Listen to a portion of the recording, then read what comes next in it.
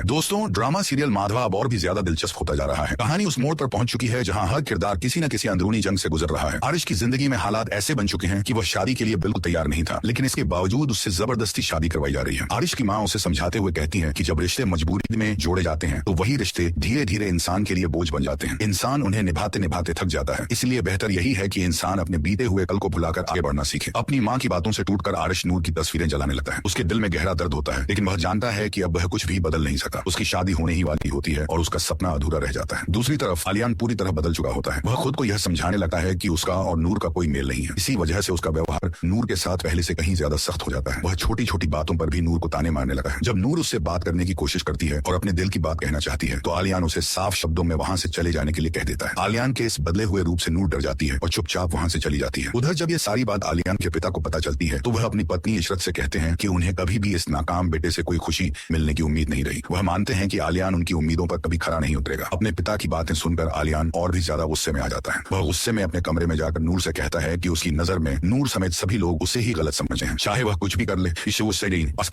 लोगों की नजर में वह हमेशा एक जाहिल और नालायक ही रहेगा। आलियान की इस बात से नूर पूरी तरह परेशान हो जाती है। वह समझ नहीं पाती कि आलियान को अचानक क्या हो गया, क्या हो गया है और वह इतना बदल क्यों गया है। कभी जिस इंसान से उसे सहारा मिलता था वही अब उसे सबसे ज्यादा चोट पहुंचा रहा होता है। अब हालात ऐसे बन चुके हैं कि इशरत और तहसीन के रिश्ते नूर के साथ पहले से बेहतर हो जाते हैं, लेकिन आलियान और नूर के बीच की दूरियां दिन ब दिन बढ़ती जा रही हैं। कहानी अब ऐसे मोड़ पर है जहां प्यार, गलतफहमियां और मजबूरियां आपस में टकरा रही हैं।